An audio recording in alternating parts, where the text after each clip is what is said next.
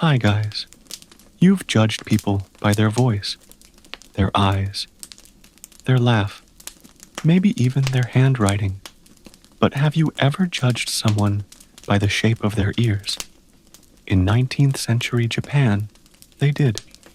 Not casually, not as a quirky side note, but as a legitimate, stone-faced, marriage-deciding system. Welcome to the Edo period, where your earlobes could secure a spouse, predict your longevity, or quietly accuse you of being emotionally unavailable. One curve in the wrong direction, you might be deemed unfit to raise eggplants. Too generous a lobe, you'll give away the rice, forget the family ledger. So, yes, you're going to want to check a mirror. Tonight, we're traveling into the quietly obsessive world of ear reading, where folklore, medicine, and romantic matchmaking curl together like a well-formed helix. But don't worry, you probably won't make it through this day. This is boring history for sleep, after all. Go ahead and give that like button a gentle tap, like you're unrolling a scroll written in the rain. And if you'd like to wander through more strange corners of history while dozing peacefully, tap subscribe. We'd love to know where in the world you're listening from. Drop your location and local time in the comments and tell us what your ears have overheard lately. Now, let's ease into tonight's journey. You begin in a tea house, its walls thin as breath, its floors too polite to creak. The lanterns glow like melted persimmons. A kettle hums in the background, and somewhere behind a screen, two older women are sipping roasted barley tea and ranking eligible bachelors by cartilage density. Fukumimi, one says softly, tapping the lobe of her own ear. Big, generous ears. That's husband material. She says it like it's weather. Undeniable, natural, predictive. The other woman nods. With such conviction, you suspect this might be the third conversation they've had today about earlobes.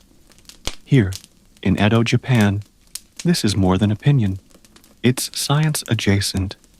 The art of mimiboshi, ear fortune reading, was practiced by everyone from midwives to monks to nosy grandmothers. The shape of your ear was believed to reflect everything from your health to your karma, your romantic compatibility, and your likelihood of hoarding winter cabbage. You reach up, unconsciously, and touch your own earlobe. Behind you, the town matchmaker arrives. Saki, narrow-eyed, unsmiling, in a lavender kimono embroidered with faint little ears. She sees you. She gestures. You're here for the chart? Of course you are. She brings you into her quiet office. Low cushions, a scroll on the wall, and the scent of something between dried plum and determination.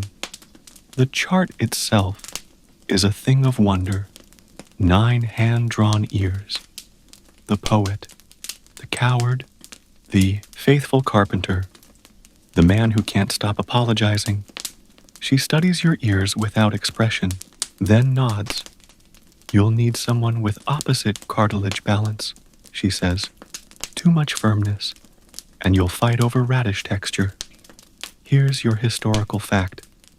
Edo, Japan maintained a steady population of about 30 million for over 2 centuries, thanks in part to matchmakers who blended astrology, family lineages, and yes, physical traits like ear shape into marriage decisions. And the strange little detail, some matchmakers carried wax ear molds in wooden cases. Prospective brides could browse them, like shoes, or ghostly ear-like Pokemon, cards. Historians still debate whether the ear molds were used for serious comparisons or just a particularly eccentric flex. Back in the tea house, Seki unrolls another scroll. Famous ears, samurai ears, poet ears, a monk with suspiciously symmetrical conchas, each labeled with traits like too dreamy, unreliable with receipts, or probably reincarnated wrong. She studies your profile again. You've got the kind that listens, eventually, and then she smiles, just barely. Somewhere outside, a shamisen begins to play a lazy scale, and just like that, you feel it. This is going to be a very quiet, very strange day, and you're going to sleep right through it. The next morning arrives, the way old people fall asleep, quietly. Then all at once, you're still at the matchmaker's house, wrapped in a borrowed quilt, stuffed with indigo-dyed cotton. Someone has placed a lacquered tray by your side, warm rice gruel with pickled plum, and a tiny ceramic cup of something brown and enthusiastic. Breakfast in the Edo period is not here to impress you. It is here to make sure you poop once a day and keep sweeping. Outside, the village lane hums to life. A boy chases a chicken. A woman hoists water with arms like tree roots. Someone is playing a shakuhachi flute. Badly, the notes drift like rice husks. You shuffle out, bow to the doorway, and begin your next errand. The ear walk. This is exactly what it sounds like. You walk around the town and casually inspect the ears of potential suitors. It's not rude. It's observational anthropology. Also, gossip. The first person you spot is the tofu vendor, who has enormous, floppy ears and a laugh like collapsing bamboo. His ears suggest generosity. His habit of sneezing directly into his product does not. Next is the shrine apprentice. He's quiet, has tidy ears with neat folds, and bows like his neck is on a hinge. You feel nothing. His ears are probably fine, but fine doesn't make the rice taste better. Then you meet her. At the edge of the street, mending a basket, is a young woman with ears shaped like small, smooth fans, wide at the base, elegant at the top, detached lobes with a slight curl. She catches you looking and raises one brow. "You measuring me?" she asks, not unkindly. You mumble something about local ethnographic standards. She smirks. I get that a lot. You sit nearby and help thread twine through the edge of the basket. She's witty, focused, and good at pretending she doesn't notice the old woman across the street who's whispering into her sleeve. She tells you she's not interested in marriage, per se, but she likes questions. You ask her if she believes ears can reveal anything about someone. She shrugs. "My aunt said my brother had fox ears, which meant he'd charm women and steal persimmons. He became a monk." So, you chuckle. Here's your historical fact. Edo period women had more control over their matchmaking than many contemporaneous societies. While arranged marriages were the norm, mutual consent was generally required. Ear shape just added flair. And the obscure tidbit. Some healers claimed that overly symmetrical ears were bad luck. Too perfect, too suspicious, like a koi fish that never swims left. Historians still debate whether these beliefs genuinely shaped outcomes or just gave nervous people something to talk about. Back on the street, a sudden wind lifts the paper charms tied to the local shrine. They flutter like birds in a hurry. The basket mender hands you a rice cake and says, "You seem like someone who worries about symmetry." She's not wrong. A bell rings in the distance, signaling the start of the market hour. People begin drifting, past in twos and threes. You catch flashes of ears, big, small, angular, round. You start to see them like characters, each one telling a story, or at least hinting at the genre. You're about to leave when the tofu vendor walks by again and offers you a discount. You accept, not because of his ears, but because you're sleepy. And miso sounds like a hug. As you walk, you think about what Saki said the night before. Ears are the gates of fate. They hear long before the heart agrees. Is it true? You're not sure, but the wind smells like roasted barley and pickled radish. And somewhere nearby, the basket mender is humming a tune you don't quite know. You let the day carry you forward. The ears will wait. You pass under a string of paper lanterns, still swaying from last night's breeze, and find yourself in a quiet corner of the market square. It's late morning now, the kind of hour when nobody rushes and everybody gossips. Even the dogs are half asleep, their ears flicking lazily at imaginary bugs. At a nearby stall, a man is selling medicinal plasters made of moxa and dried daikon. He insists that sticking one behind your ear during thunderstorms prevents regret. You're not entirely sure what kind of regret, but at this point, you're willing to give anything a try. To your left, a group of schoolboys are trying to read each other's destinies by tugging on lobes and muttering things like, "You'll marry a fishmonger," and yours is cursed with loneliness. Their teacher watches them with the resigned expression of someone who gave up on the curriculum. Somewhere around page 3, a woman with 2 toddlers passes by and offers you a peeled tangerine.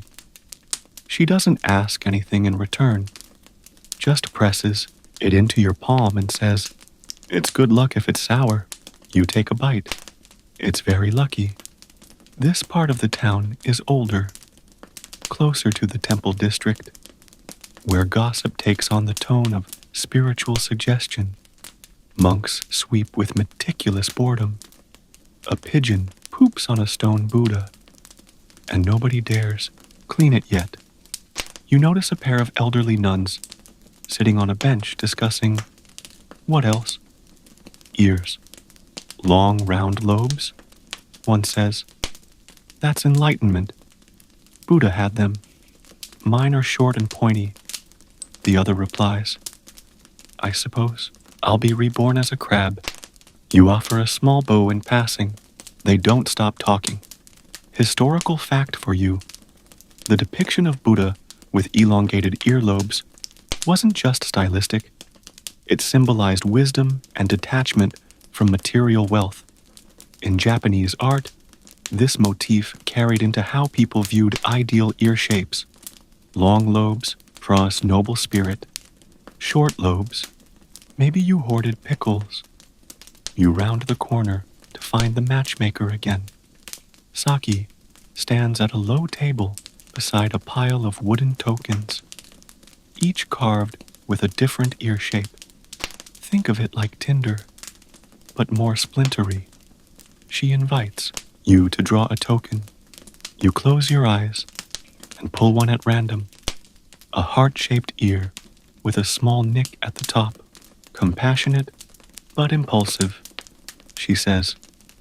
Might elope with a traveling poet. Sounds about right. She then hands you another scroll, this one handwritten in smudged ink. It contains notes from a long-dead matchmaker whose entire philosophy hinged on cartilage stiffness. According to her, the best husbands had firm upper rims and floppy lower lobes. strong resolve, soft heart. This, Saki says, is called Takumi Mimi, the artisan's ear. Weird tidbit, there was once a short-lived subculture in 1840s, Osaka, where young lovers would carve wax impressions of their ears and exchange them in secret, like little molds of destiny. Some were even worn on silk cords under the kimono. Ear lockets, essentially. Historians still debate whether this trend was widespread or just a quirky city fashion. Either way, there are still a few of these tucked in museum drawers, waiting to creep someone out. You spend the afternoon helping Saki sort her ear tokens. As you do, she hums quietly, something slow and haunting. It might be a lullaby, or a warning, or both. At one point, she pauses and says, "You know, if ears could really tell us everything, I'd be out of business." You ask if that would bother her. "Terribly," she says, then grins. By now the market has quieted. The lanterns have stopped swaying. You're beginning to notice the peculiar calm that settles over the village after the sun reaches its highest point. Everyone disappears into shadows. Even the insects hush. You find yourself wondering what kind of ear you'd want in a companion. Not the shape, exactly, but the feeling. Something you'd recognize before it made sense. Like remembering a song you never learned. You look down at your tangerine peel and wonder if that's an answer. Probably not. Late afternoon arrives with a lazy exhale. The air smells faintly of sweet soy, crushed pine needles, and the day's accumulated stories. You wander uphill toward the edge of the village, where the houses grow smaller, the fences are mossier, and the gossip carries less judgment. There's a gathering of women just beyond the shrine, each seated on a woven mat, embroidering handkerchiefs or peeling vegetables with methodical grace. They're not particularly quiet, nor especially loud. They just exist, together, in a kind of mutual rhythm. One gestures for you to sit. You do. Another offers you a thread to hold while she untangles it. Matchmaking season? She sighs. I've already seen 3 ear fondlers and 1 nervous poet. The others laugh. One of them pulls a small wooden box from her sleeve and opens it to reveal ears, painted ones, tiny clay models, like miniature sculptures of potential husbands. Some are bright red, some are black. One has gold flakes on the rim. Mine, she says, is for warding off jealousy. You nod like this makes perfect sense. Today's historical fact: in the late Edo period, it was common for families to create personal talismans shaped like body parts, ears, hands, feet, as part of folk Buddhist traditions. Some were offerings, others were protective. A well-made ear could guard against betrayal or invite romance. The obscure detail? One traveling puppeteer troupe reportedly used a set of detachable ears in their plays, each one corresponding to a different emotional climax. Love scene, soft pink lobes, betrayal, pointy cartilage. With a crack, audiences adored it, though the ears sometimes fell off mid-performance, which caused awkward laughter. Historians still debate whether these props influenced local matchmaking ideas or merely reflected them. The embroidery continues. You trace a finger over a cloth, square-stitched with a crimson ear surrounded by clouds. For distant lovers, the woman explains. If they dream of your ear, they'll find their way back. You say nothing. Someone hands you a piece of mochi with red bean. It's warm, lightly salted.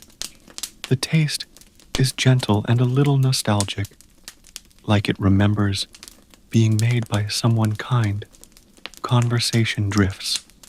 One woman talks about her sister's husband, whose ears were so large he once scared a tanuki. Another insists that her first crush had eel ears, long and slippery and hard to trust. They all cackle at that one. The sun begins to drop behind the pine trees, turning everything a golden, forgiving hue. Shadows soften, colors mellow. You close your eyes for a moment and listen. Crickets start tuning their legs like tiny violins. Someone snores lightly. You feel an odd sense of peace, like you've been temporarily excused from the pressure to know anything useful. Saki arrives with another scroll. She unrolls it slowly.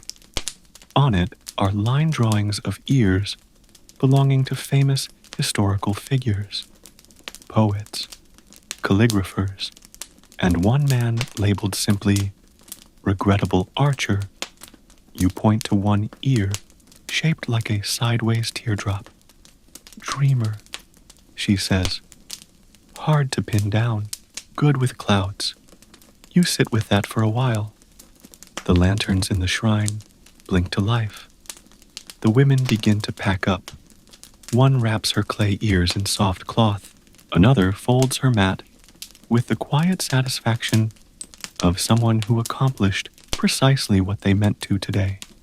Saki leans in and says, "You're learning." Slowly. Then she nods once, as if you've passed a test you didn't know you were taking. And with that, the evening arrives, not loudly, but with the unmistakable grace of something inevitable.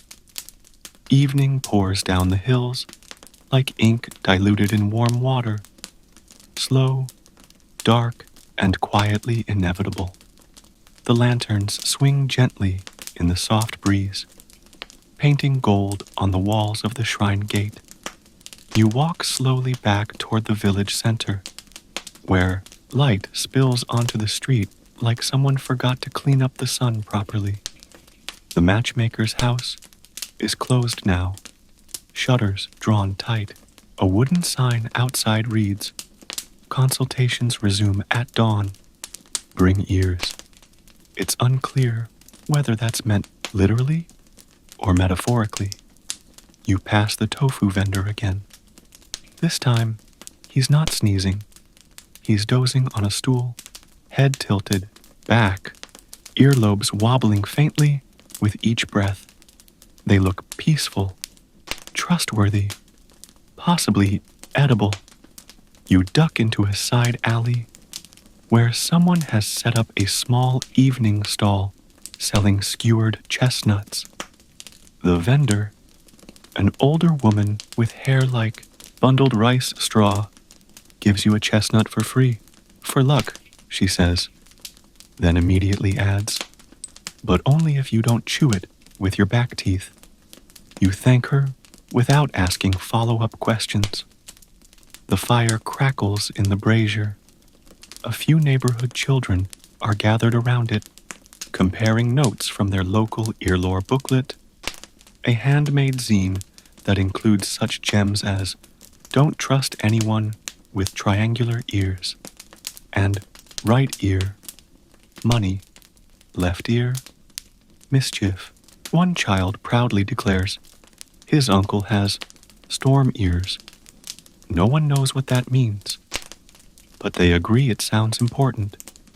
Historical fact for this segment: in traditional Japanese physiognomy, called ninsogaku, the ear was considered one of the sankei, 3 major features used for fortune reading, along with the eyes and mouth.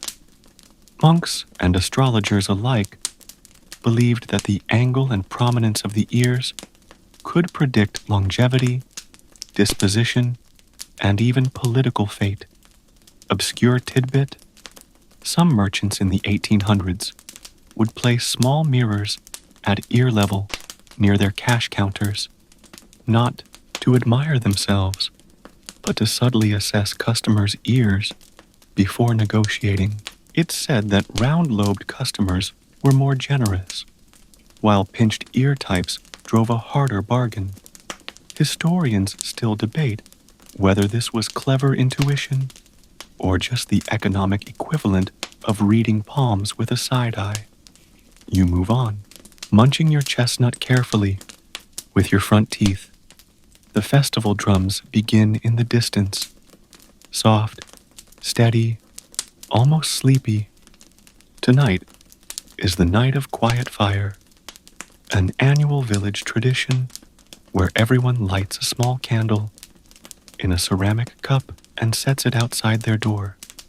The idea is to invite warmth and peace into the home and possibly ward off ear demons, which, if they exist, are hopefully hard of hearing. You join the others in lining up candles along the street. A middle-aged man kneels beside you and explains with gentle seriousness that the flame's behavior can reveal someone's romantic compatibility.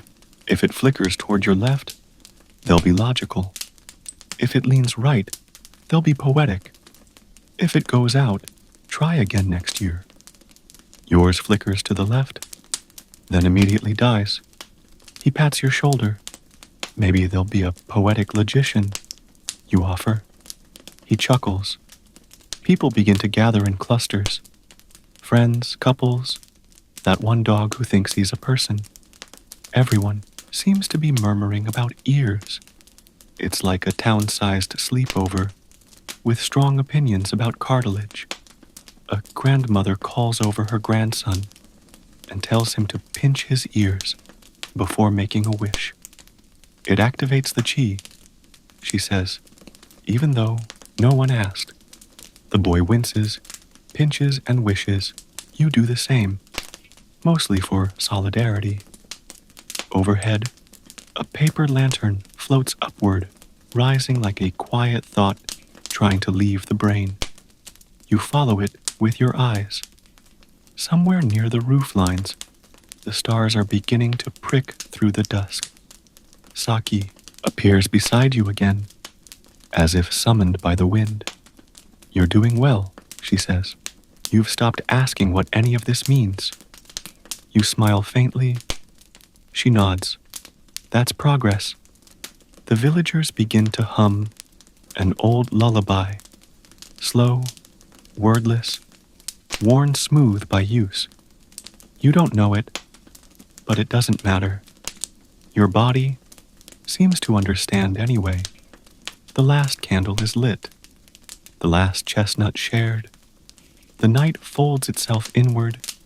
Your ears feel warm, not from revelation, just from being gently noticed.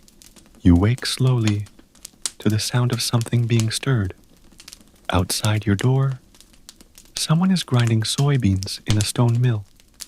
The rhythmic squeak of the crank is oddly soothing, like a lazy bird turning over in its nest. The world has not changed much overnight, and yet it feels different. Maybe it's the softness of the air, or the way your pillow smells like cedar and old whispers. You stretch and wander back into the street, where the morning vendors are just setting up their stalls. Someone is selling rice crackers shaped like ears. They're very anatomically incorrect. You buy one anyway. Saki catches you before you bite into it. Don't eat the top curve first, she says. That's the seat of intuition. You nod gravely and eat the bottom lobe instead. She invites you to the town archive, an old, creaking building with paper walls and more dust than documentation.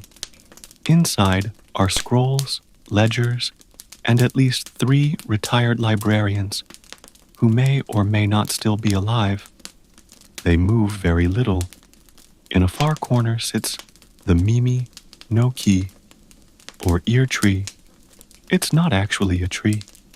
It's a large, multi-panel chart covered in hand-drawn ears from past residents. Birth year, temperament, and marital outcomes are noted underneath each one in faded ink. Some ears are crossed out. Others have stars beside them. One has a question mark and a small doodle of a chicken. Community experiment, Saki explains.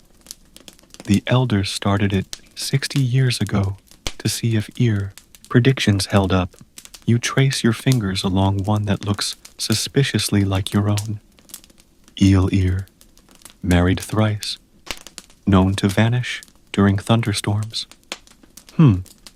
Here's your historical fact.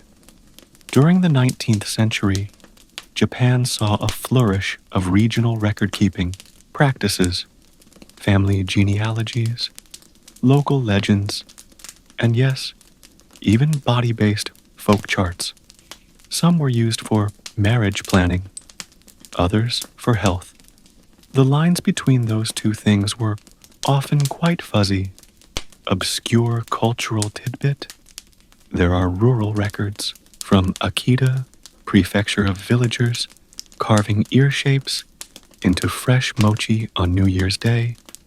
To soften destiny, it was believed that if your mochi ear flattened in the steam, the year ahead would be cooperative. Historians still debate whether this was symbolic or just an excuse to play with the food. Probably both. You and Saki sit quietly in the archive, thumbing through the records. Time slows down inside this room, or maybe it just gets confused. At one point, a young girl bursts in, excited.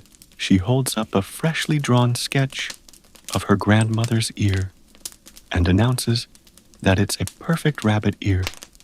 Everyone nods like this is a scientific breakthrough. The day drifts gently into afternoon.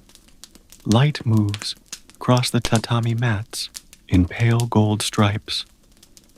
You find yourself sketching ears into your own journal. Not yours, not anyone's in particular, just ideas. Saki leans over your shoulder and says, "That one's got potential. Might fall in love with a woodcutter." You add a tiny axe beside it. Then, without warning, she says, "You're not really looking for a partner, are you?" You pause. "No," you say. "I think I'm just listening." She nods. "Good. That's where all the interesting things start." A breeze picks up and rustles the scrolls. The librarians do not stir. You leave the archive with a satchel full of drawings, a rice cracker shaped like your future, and a growing suspicion that ears are not the answer, but they're a very good excuse for asking better questions. Afternoon lays its hand gently across the village, like someone smoothing out an old blanket. You drift toward the river path, where reeds wave lazily and frogs lounge like tiny green philosophers. The road curves just enough to make you feel like you're headed somewhere meaningful, though truthfully, you're not. You pass two elderly men playing Go under a persimmon tree. They don't speak. They just grunt occasionally and flick their ears in mild disagreement. Nearby, a girl practices calligraphy on the side of a rock with a stick dipped in water. Her strokes disappear before she finishes each one. Time, it seems, is not in a hurry here. You sit by the water's edge where a handful of others are already gathered.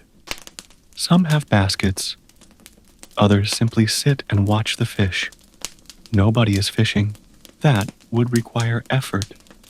A boy nearby points at a man walking across the bridge and whispers, "That one has bad luck ears."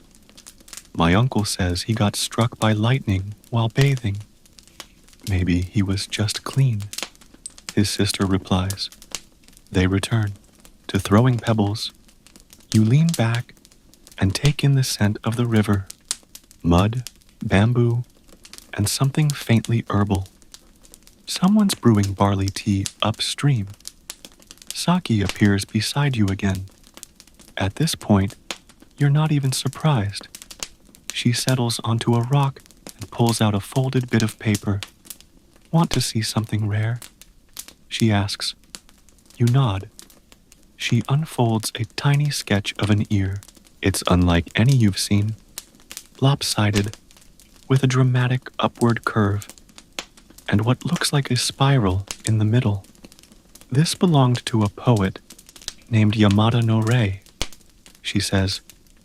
He was known for writing love letters that caused marriages, duels, and one accidental cherry tree naming ceremony.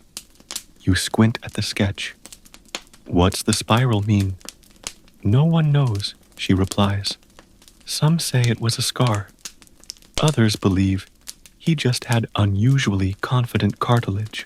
Today's historical fact. Personal appearance and physical traits were often included in Edo period matchmaking documents. Descriptions of height, teeth, skin tone, and yes, ears. These notes were handwritten by go-betweens and matched against family expectations, spiritual omens, and seasonal appropriateness. For example, summer weddings favored people with cool features like long fingers and narrow earlobes. The obscure cultural detail, a lesser-known proverb from the Tohoku region claims, ears that twitch without wind speak secrets. No one's entirely sure whether that was metaphor or just an early sign of paranoia. Historians still debate whether ear reading had any real social weight, or was simply another charming eccentricity of the era, like raccoon folklore or cucumber-based fortune-telling. Back by the river, a small commotion begins. A traveling performer, more of a wandering enthusiast than an actual troupe, sets up on a makeshift stage. Red, a crate, and some rope. She declares she can tell your romantic fate by feeling your ears, with her eyes closed. You volunteer, obviously. She closes her eyes, brushes your ear gently with her fingertips, and then pauses dramatically. You love someone with laughter like rain, she declares. Someone claps. She bows. You offer her a pickled plum in thanks. She accepts it with reverence, then bites into it and winces so hard she nearly drops her prop fan. You return to your rock and notice the girl with the water. Calligraphy is now drawing ears on the river stones. She's giving each one a name. You pick up one labeled The Listener and tuck it into your sleeve. Saki leans over. That one's good luck, she says. It'll help you hear your own thoughts. You nod slowly, as if you knew that already. The sun begins to dip lower. Shadows stretch like old cats. Someone hums a tune from last night's candle ritual. You watch the river flow. Not fast, not slow, just enough. By evening, the sky turns the color of old parchment. Soft gray smudged with ink. The village has quieted again. No more ear readers. No more wandering poets. Even the gossip has curled up in a corner for a nap. You make your way toward the communal bathhouse, where steam drifts lazily from beneath the tiled roof. Inside, the air smells like cedar planks, orange peels, and warm stone. It feels like the inside of a teacup right before the pour. Shoji doors slide open with a whisper, revealing a dozen villagers immersed in various states of soaking, sighing, and contemplative shoulder hunching. There's something sacred about this silence. Not holy, exactly, just deeply, humanly understood. You find a corner pool where the water is especially warm and settle in. The heat climbs into your bones with the grace of someone who knows where all your hidden knots live. To your right, two women are chatting about marriage, prospects for a cousin in a nearby village. He's got ears like a shrine bell. One says, "Nice to look at, but hollow." The other laughs so hard she nearly swallows her towel. A man across from you has one ear pierced with a jade bead. He notices you staring and shrugs. "For balance," he says. "Left ear for wind, right for fire. I wanted both." You nod like that makes sense, because by now it probably does. Here's your historical fact. While ear piercings weren't widespread among Edo period villagers, jade was considered a stone of longevity and protection, especially in matters of health and fate. It was more common among travelers, monks, and herbalists who believed in bodily symmetry as a form of spiritual hygiene. Tonight's weird tidbit: in a few fishing towns on Shikoku Island, newlyweds once performed an obscure wedding ritual where the groom would gently blow into the bride's ear before entering the home for the first time. It was said to seal the voice of promise. Historians still debate whether this was symbolic, spiritual, or just unusually intimate. Back in the bathhouse, the chatter fades to soft breathing and occasional throat clearing. You notice how much people rely on quiet here, not just for rest, but for remembering who they are. The bath isn't just water, it's a kind of permission. You float for a moment, letting your ears just barely dip beneath the surface. There's a curious peace in that moment. You're not listening for meaning anymore. You're just listening. When you emerge, someone has left a folded towel and a cup of sweet barley water beside your sandals. No note, just kindness. Outside, the air has cooled. A light wind stirs the trees. You walk slowly back through the sleeping streets, where candle stubs gutter in their cups, and the paper charms on the shrine gate rustle gently. The stone path glows faintly under moonlight. Somewhere far off, you hear the distant clack of a fox's paw, or maybe it's just the wind playing with memory. As you reach your room, you find your own ears feel oddly warm again, not from superstition, but from the steady, repeated act of being noticed, of being gently read by a world that has nothing better to do than wonder about you. And somehow, that's enough. The next morning begins, as many do here, with the sound of someone sweeping. Bamboo bristles against stone in a rhythm that suggests nothing urgent, just a ritual older than the dust it tries to chase away. You sit on the wooden step outside, your room still wrapped in your blanket, sipping miso soup from a lacquered bowl. It's too salty, or maybe you're too tired. Either way, it tastes like staying put. From across the lane, a young woman waves. You recognize her. She was folding ear-shaped sweets at the market yesterday. She points to a basket she's carrying and calls out, "For sake." You meet her halfway.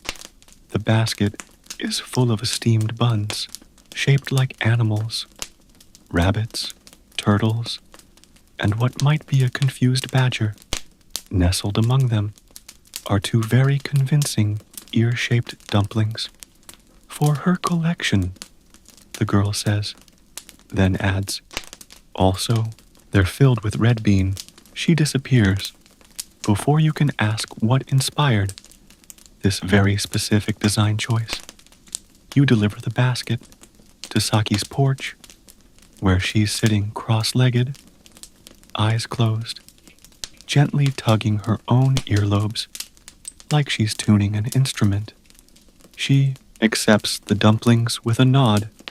"The badger is a little unnerving," she says, "but I admire the commitment." She gestures for you to sit. "Today," she begins, "we're going to visit the ear shrine." You raise an eyebrow. "There's an actual shrine?" She nods solemnly. "Several, in fact. But ours is special. It's for the ears that hear what's not spoken." And with that, you set off together up the hillside. Historical fact of the hour. Across Japan, there are a handful of Mimi Jinja, shrines dedicated to the protection and healing of ears, originally tied to folk medicine and Buddhist beliefs about bodily balance. These shrines often featured offerings like combs, tiny clay ears, or prayers written on fans. They weren't exactly mainstream, but neither were they mocked. Today's obscure tidbit: one rural shrine in Wakayama reportedly received hundreds of offerings in the 1830s from women complaining of echo dreams, nightmares in which their own thoughts repeated in unfamiliar voices. The local priest advised them to sleep with a silk ribbon tied gently around their right earlobe to confuse the spirits.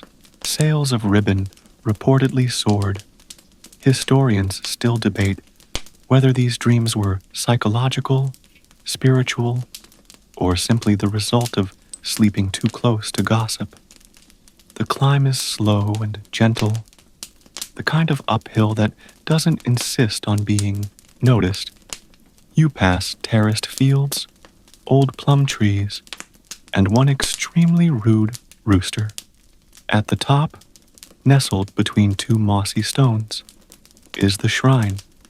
It's small, just a wooden arch, a box for offerings, and a dozen tiny carvings of ears arranged in a circle.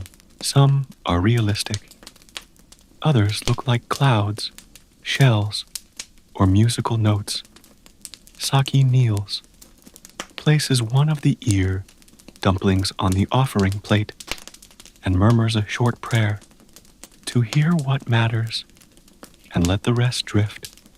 She says, you follow suit, feeling only slightly ridiculous, but the wind through the trees feels like it's listening. She points to the left of the shrine, where a small wooden board hangs from a nail. It's filled with iema, prayer plaques written by villagers. Each has a little drawing of an ear next to it. You read a few. May I hear truth when it is spoken gently. Please let his words stop circling in my head. Let me notice the yeses that sound like silence. You add your own. You don't overthink it. You just write to hear softly, even when the world is loud. Saki doesn't read it, but she nods anyway. Maybe she doesn't need to. The two of you sit by the shrine a little longer, letting the wind play with your sleeves. You wonder if anyone has ever fallen in love at an ear shrine. Saki seems to read your mind. Some people bring hairpins, she says, not as offerings, as signals.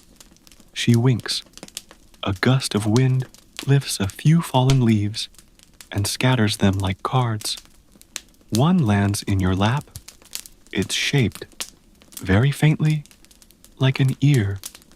Of course it is. The walk back to the village is slow, purposefully so. It's one of those descents where gravity does most of the work, and your only job is not to trip over a poetic thought. At the base of the hill, a group of children are stringing flowers onto thin cords. One is attempting to fashion a headband shaped like giant ears. It's not going well. The flowers keep falling off. He looks frustrated. You crouch beside him and offer a bit of string from your sleeve. He grins and tries again. This time the ears stay up. He parades around proudly, declaring, "Now I can hear secrets from the wind." No one argues with him. You turn a corner and nearly bump into a small, traveling ear reader. This one's very official looking. She's got a banner, a folding stool, and a wooden box labeled Auditory Fate Consulting, 3 sen.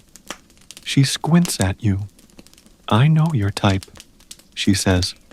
"You listen too hard. Don't let the echoes trick you." You blink. She nods once, accepts a dumpling from your basket as payment, and wanders off, muttering about reverberation thresholds. Back at the matchmaker's house, Saki is preparing for a new consultation. A nervous couple sits beside her, whispering back and forth. She offers them tea, then motions for quiet. "Let me look," she says, and gently brushes the hair behind each of their ears. After a long pause, she smiles faintly. "You'll argue about vinegar," she says, "but you'll always sleep facing the same direction." They both look relieved. You're not sure what kind of sorcery that is, but it feels like truth. Here's your historical fact. Edo period matchmakers were trained not just in practical matters, but also in subtle emotional reading. They tracked tone of voice, posture, and yes, physical features. The idea was not to create perfect matches, but balanced ones. Harmony, not fireworks. The obscure thing? In some regions, suitors were invited to place their head against a bamboo tube, while the matchmaker whispered poetic riddles into the other end. If the suitor laughed or sighed at the right moment, the match was deemed promising. Historians still debate whether this practice was genuine matchmaking or just a creative way to test poetic timing. Outside the house, someone is plucking a shamisen. The notes are slow and rich, like they're being poured out of a clay pot. You lean against the wooden frame and let the music filter through you. You realize, with mild surprise, that you've stopped thinking about ears in the analytical sense. You're not cataloging shapes anymore. You're just noticing people, how they pause, how they listen, how they speak without saying much at all. Saki steps out and hands you a folded bit of cloth.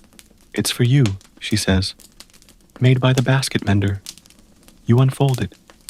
Inside is a tiny stitched ear, looped in silk thread. Beneath it, the words, "For hearing what doesn't ask to be heard." You close your eyes, and for once, you don't listen for anything. You just let the quiet settle in. Afternoon returns like a familiar song, one you didn't realize you'd memorized until the wind hums the first note. The village glows in that slow gold again, the kind of light that makes even crooked doors and bent pine trees look like they were designed that way on purpose. You wander toward the edge of the town, past the stone well, past the old cedar with the split trunk, until you reach a place you haven't yet visited, the listening field. It's not officially called that. It doesn't even have a sign, but everyone refers to it that way. The field is long and narrow, rimmed with tall grasses and a few hunched scarecrows. At its center stands a low platform made of smooth wood. No roof, no bells, just a place to sit. A woman waves you over. She's in her 60s, wears a sash embroidered with sparrows, and has a basket of rolled tatami mats on her back. "Lie down," she says, face the wind. You do as instructed, unsure whether this is medicine, folklore, or some regional form of existential yoga. She rolls out 2 more mats beside you. Soon, a few others join. Quiet villagers, a sleepy child, a traveling monk with a sandal tan. No one talks. This, it turns out, is a sound rest. Not meditation, not prayer, just time set aside to notice what the world is already saying. The breeze rustles through the stalks like someone shuffling dried poems. Crickets click once, then pause like they're waiting for applause. From far away comes the faint plunk of someone dropping a wooden ladle into a stone basin. You exhale slowly. Today's historical fact. In the Edo period, sound wasn't just background. It was a way to map social life. The bell from the bathhouse signaled curfew. A peddler's flute told you what season it was. Even the click of Geta sandals on stone carried meaning. Too fast, and you were rude. Too slow, and you were suspicious. Obscure tidbit. In some farming villages, fields like this one were known as kiku batake, listening patches. Locals believed that lying in silence here helped realign one's inner rhythm with that of the land, a reset for the soul's metronome. Historians still debate whether this practice emerged from Buddhist influence or simply from people needing a quiet excuse to stop working. The monk beside you suddenly mutters, "Left ear hears the world, right ear hears the self." You don't respond, not out of rudeness, but because silence seems like the correct reply. A bird lands briefly on the edge of the platform, scratches twice, and flies off. Someone, somewhere, sneezes. The wind shifts. You feel it in your ears first. When the sun reaches the opposite end of the sky, the woman with the sparrow sash rings a small chime and bows. "That's enough listening for now," she says. "Any more, and you'll hear things that don't want to be heard." You all rise slowly, like steam off a cooling pot. You thank her. She nods. "Tell Saki, your silence was even and shaped like a shallow bowl. You have no idea what that means, but you tuck it away. You begin the slow walk back. Everything feels softer, like the whole village has put on a sweater. Back in town, the mood has shifted. Evening's not quite here, but the sky is thinking about it. You hear the clatter of bowls, the murmur of dinner prep. Somewhere, a dog lets out a half-hearted bark, more commentary than warning. You pass the basket mender's house. She's sitting on her stoop, trimming reed strips. You wave. She lifts her chin, then gestures you closer. "You got my cloth," she says. You nod. It was quiet. She smiles faintly. It's good to have something that listens back. She hands you a new bundle, this one wrapped in indigo. Inside is a small carved ear, smooth as river stone. "Put it on your windowsill. It'll catch dreams." You start to ask if that's a metaphor. She shakes her head. "No, literal dreams. They drift in like pollen. You'd be surprised how many go to waste." She goes back to trimming reeds. You tuck the ear into your sleeve and head toward the inn where you've been staying. The hearth is already lit. A kettle simmers. The old innkeeper offers you rice and grilled eggplant. You sit by the fire, watching steam rise from your cup. It curls upward like a question that doesn't need an answer. Today's historical fact. In many Edo period inns, The hearth wasn't just for cooking. It was a place of communal wisdom. Travelers shared news, stories, and riddles. Hosts were expected to be discreet, but observant, sometimes even acting as informal matchmakers or advisors. The obscure tradition? In a few inns in the Koshin region, guests were invited to write down one thought they couldn't stop hearing, then burn it in the fire before bed. This was called mimikuyo, or ear offering. It was believed that letting go of a stubborn phrase or echo allowed the soul to rest. Historians still debate whether this was spiritual therapy or just an elaborate excuse for gossip removal. You're offered a slip of paper and a small coal pencil. You think for a moment, then write. What did they mean when they said, "Be careful who you listen to with both ears"? You fold the paper, place it gently into the flame, and watch it curl and disappear. The room is warm now. The innkeeper hums softly as she stirs miso. A boy snores from a futon behind the screen. Outside, the wind has picked up again. You take out the carved ear and place it on the windowsill.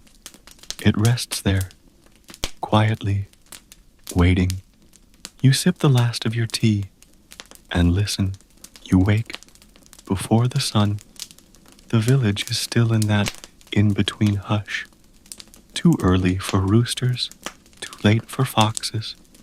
Mist curls like sleepy breath between the rooftops, and the dew has turned every stone path into a glistening thread.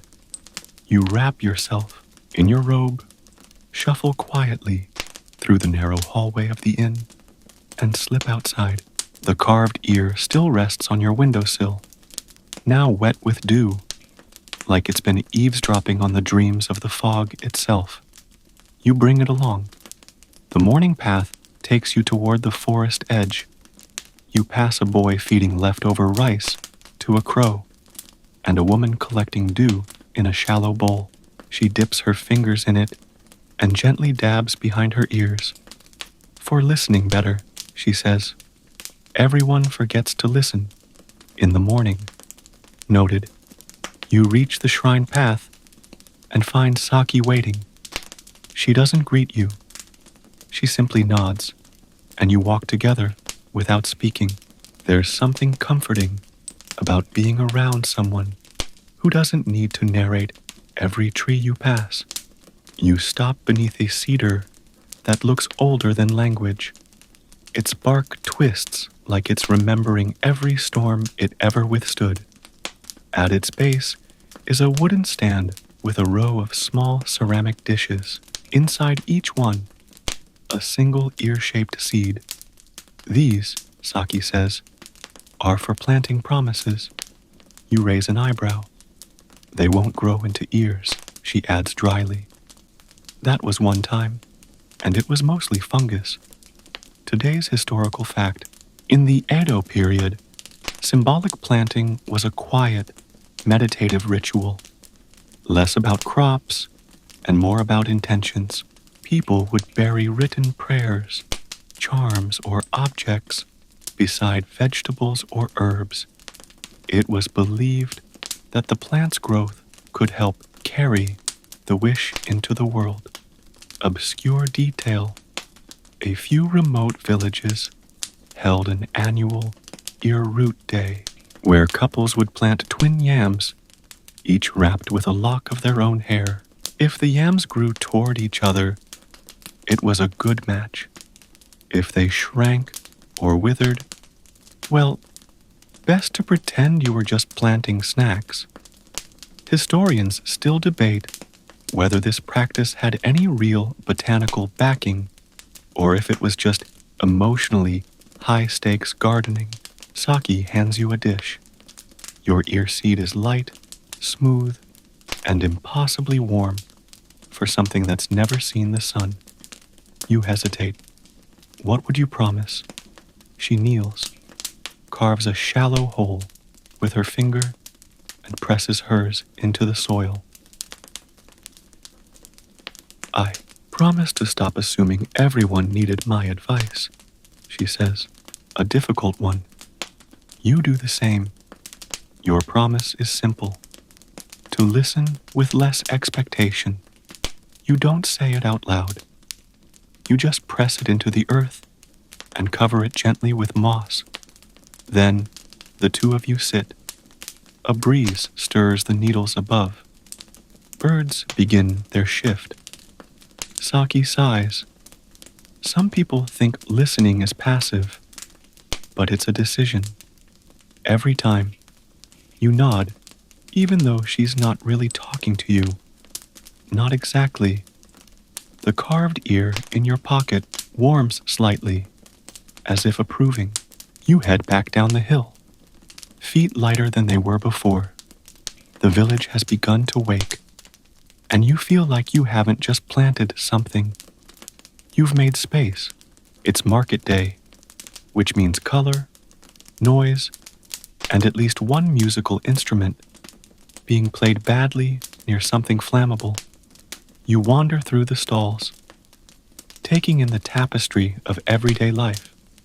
Striped melons, jars of fermented plum paste, rice crackers shaped like animals that might be frogs or horses or very ambitious beans. A woman yells cheerfully at no one in particular about pickled radish. A man carries a goat in a sling and hums a love song. Someone accidentally knocks over a stack of bamboo baskets, then insists the mess is part of the performance. You pass the ear dumpling girl again. Today, her stand is selling relationship ears. Half sweet, half spicy, shaped in mirrored pairs. If they taste the same, it's fate, she says. You buy a pair and nibble. One cinnamon and kind. The other kicks like peppercorn and family secrets. Fate, indeed. Saki joins you, carrying a basket of herbs and something wrapped in cloth. Come, she says. We're visiting the elder. You follow her past the market edge to a quiet house tucked behind a stand of ginkgo trees. Inside, it smells like ink, old pine, and the kind of patience you can't fake. The elder is a man who might be 90 or 400. He sits by the hearth with a fan and a cat that may or may not be alive. Ah, he says, peering at you, the one with unhurried ears. You sit quietly as Saki unwraps a small bundle of ear sketches, each labeled with dates and phrases. Storm chaser, forgotten dinner guest, laughs in odd places. These are from the archive, she explains. We're adding to the wall. You look up. The wall is covered in ears, painted, drawn, stitched. Dozens of them, all labeled. Yours joins the corner. No name, just a note. Listens like someone who used to speak too soon. Today's historical fact. In some rural houses, it was tradition to keep sketches or molds of family members' ears. Not unlike keeping locks of hair, it was said they carried not only resemblance, but emotional signatures, reminders of who people were when they weren't trying so hard. Obscure tidbit? In one fishing town, widows used to press their late husbands' ears into clay to preserve their memory. They'd whisper into the mold on hard days. One record even notes a widow who swore the clay warmed when she was lonely. Historians still debate whether this was comfort, coincidence, or a beautiful kind of madness. The elder hands you a cup of barley tea and leans close. Do you want to know the real secret? He asks. You nod. He taps his ear. They're not for hearing. You wait. They're for remembering who you were before you needed answers. He leans back, eyes twinkling. The cat sneezes. Saki finishes hanging your sketch. You leave quietly, feeling not wiser, but softer, which might be the same thing. Night falls in pieces, first in the trees, where the shadows collect like gossip, then in the lanterns, whose light suddenly feels heroic, finally in the air itself, which grows heavier and sweeter, as if it has decided to stay still and listen with you. You wander the village with no particular aim. The quiet feels earned. At the edge of the square, you find the listening bench. It wasn't there yesterday, or maybe it was, and you weren't ready to see it. It's simple. Weathered wood, slight lean, a few carvings in the corner that resemble waves, or perhaps ears, or both. You sit. Not far away, a group of old men play a slow game of dice. One of them hums. Another occasionally mutters, "Not that number." None of them seem to care who wins. A woman walks past, holding a stack of wrapped books, each tied with string. She catches your eye and smiles. "They're borrowed voices," she says. "I don't read them. I just carry them around until I know what they're trying to say." You want to ask if that works, but you don't. You just nod. Tonight's historical fact. In Edo-Era Japan, it was common to borrow books, not just physically, but aloud. People would rent volumes and have them read out loud to small gatherings. The listener's experience mattered just as much as the reader's articulation. A good voice could elevate even a mediocre tale. Obscure tidbit? There's a surviving letter from a traveling storyteller who claimed he could make an entire room cry by whispering into a hollow gourd before reading. The gourd, he said, held the emotions of past stories. Spoiler, he also sold gourds. Historians still debate whether this was performance psychology, clever merchandising, or an accidental insight into audio resonance. You stretch out on the bench and stare up at the stars. They seem unusually sharp tonight, like they've been cleaned for an event you weren't invited to. A child walks by with a lantern and stops when they see you. "Are you trying to hear the sky?" they ask. You shrug. Maybe. They think about that. "My uncle says the stars are old ears. They only listen now." You smile. Sounds about right. They nod and move on, lantern swinging. From somewhere nearby, a chime rings once.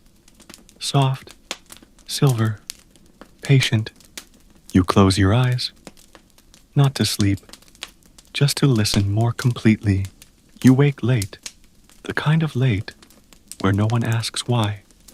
They just nod and offer you rice. Breakfast is unhurried. No one talks much. You sit on the porch, chewing slowly, while watching two sparrows argue over a very unremarkable twig. Saki appears, again, barefoot, and carrying 2 cups of roasted barley tea. She hands you one, sits beside you, and says nothing for an entire minute. Then, "Today, we make your ear flag." You blink. "It's what it sounds like," she says, almost smiling. You follow her to a small courtyard, strung with clotheslines. Colorful cloths flap in the breeze, like reluctant kites. A wooden table is laid out with brushes, ink, cloth scraps, and patterns of ears, stylized, embellished, strange. This is where you draw the ear that listens best, she explains. Not your own ear, not someone else's, just the shape that feels like the way you hear the world. You stare at the blank fabric for a while, then you begin. Your ear curves inward, like a spiral shell. At the center, you draw a small open window. Around it, soft lines, like water rings after a stone. Saki glances at it. That one listens by accident, she says, which is the most honest kind. She draws hers too, narrow, sharp, with little swirls that resemble sound waves escaping. That one pretends not to care, she mutters. You hang both flags on the line. They dance in the breeze. Today's historical fact. In some art circles of Edo, Japan, ears were included in personal emblems.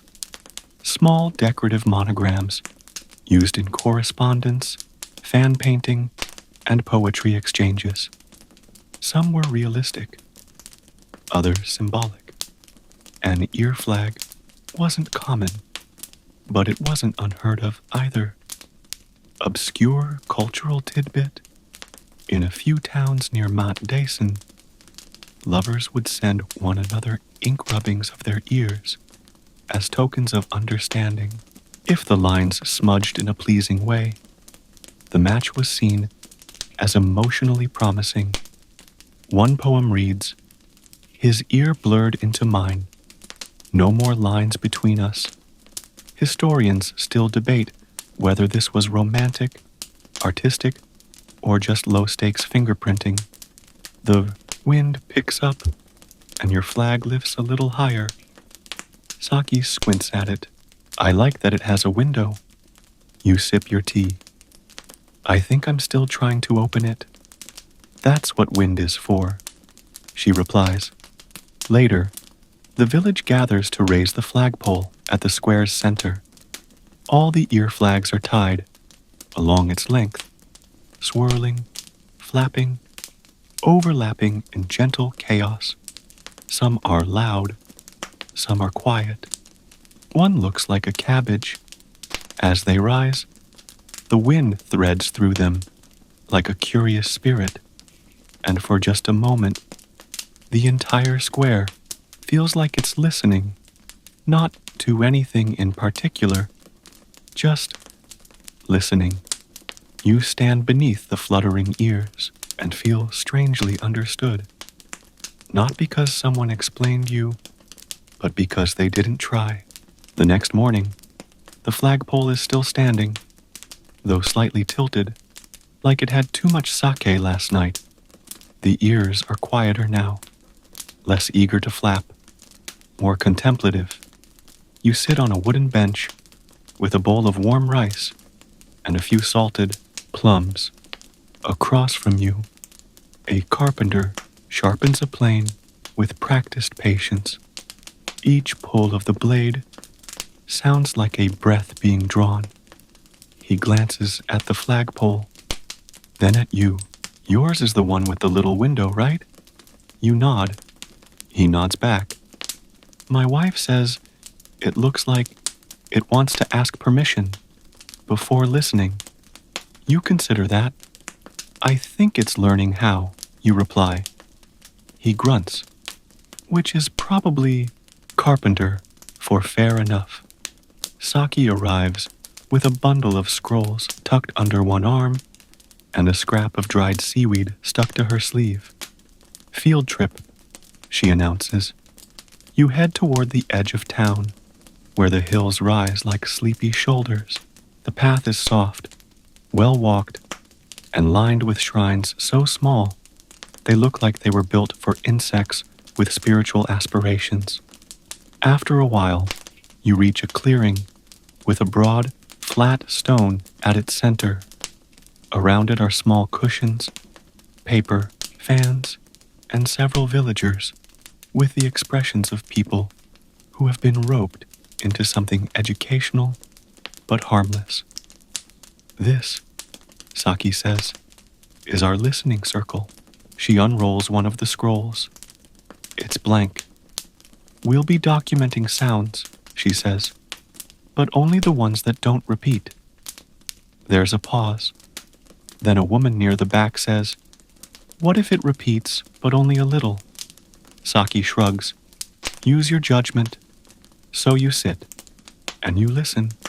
The wind rustles. Someone sneezes. A pine cone falls. A cicada tries to get a word in, but quickly gives up. Someone's stomach growls. Yours. You record it. Hunger disguised as thunder. Today's historical fact: in certain poetry circles during the Edo period, sound watching was a real practice.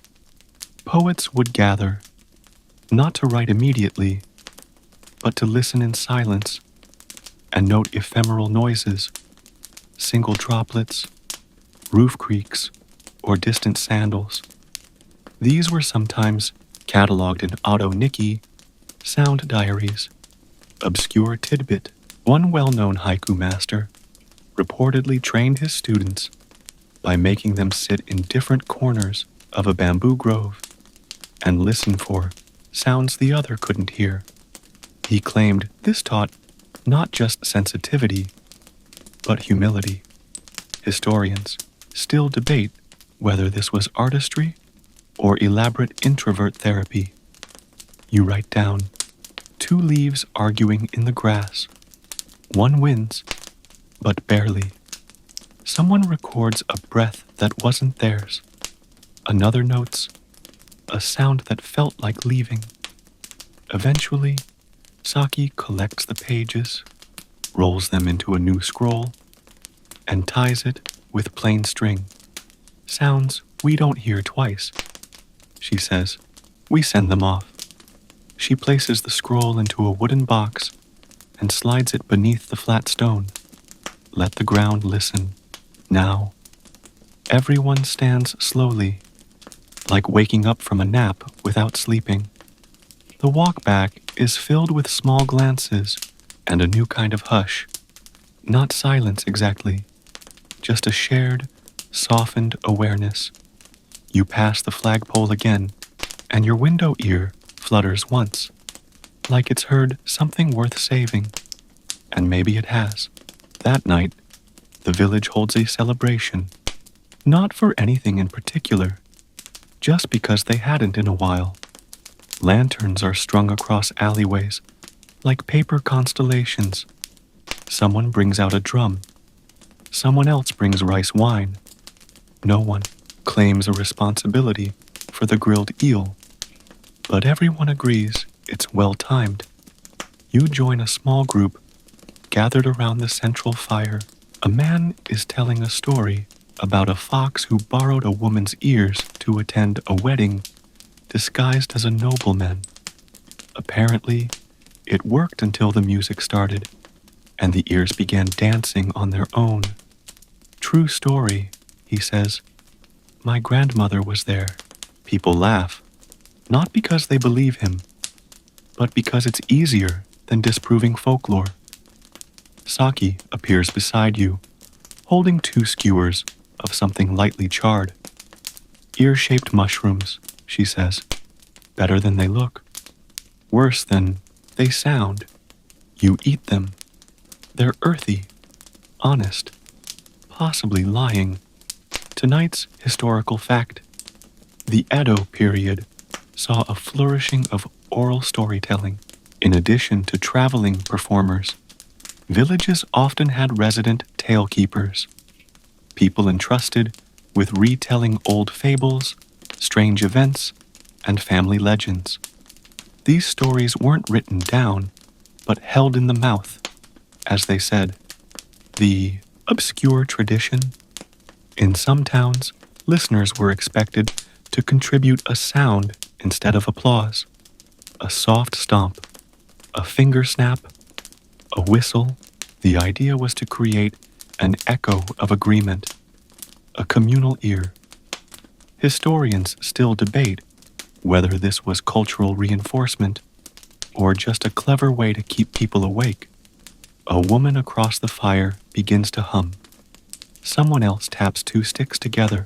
Another whistles a tune that almost matches. The result is messy, but sincere, a sort of folk music made of effort and affection. You join in, clapping gently, offbeat, but not unwelcome. The fire crackles, the stars lean in. Someone near the edge of the circle is carving a new ear flag, this one shaped like a bell. They turn to you and ask, if your ear could make a sound, what would it be? You think about it, then say, something like the pause before a real answer. They nod. That's a good one. You sit back and watch the light shift across the faces around you. Some laughing, some thinking, some just here for the mushrooms. You close your eyes, and the world doesn't go silent. It just listens back. Morning creeps in like it's testing the temperature. The village is unusually quiet, less like it's asleep, more like it's thinking. Even the usual suspects, the broom sweepers, the yawn-prone dogs, the man who insists on practicing flute near windows, have paused. You step outside and find a folded note on your doorstep. No name, just a small sketch of an ear with a dot in the center. Saki appears 2 seconds later, as if summoned by narrative structure. Today's lesson, she says, is about the hidden sounds. You blink at her. Aren't all sounds hidden until they're not? She pauses. That's either profound or irritating. I'll decide later. She leads you beyond the edge of the village to an abandoned charcoal kiln nestled among thick trees and wild ginger. The stone is blackened, cracked, and oddly serene. It smells like memory. Around the kiln are 5 small wooden chests. Open one, she says. You do. Inside, a set of soft clay tiles, each with a faint ear imprint. Some large, some small. One appears to have a scar. These, she explains, are for the voices we don't speak out loud. You lift one. It's warm, even though the air is cool. They hold sound, she says. Not the kind you hear with your head. The kind you recognize without realizing. Historical fact for today. In Edo-Era, Japan, sound wasn't just a sensory input. It was part of a spiritual worldview. Some Buddhist sects believed in Kuon, or eternal sound. A kind of cosmic listening, always happening, whether you noticed it or not. Silence, therefore, wasn't emptiness. It was someone else's turn to speak. Obscure tidbit, a 19th century record from a temple in Kochi notes the practice of pressing one's ear against sacred stones to hear the breath of the mountain. Pilgrims claimed they heard faint flute music or the names of ancestors. One monk simply heard laughter and decided not to ask further. Historians still debate whether this was psychosomatic mysticism or just very patient rock listening. Saki hands you a clay tile and gestures to the kiln. Place it here. Let it absorb something you didn't know you were carrying. You hold the tile to your chest.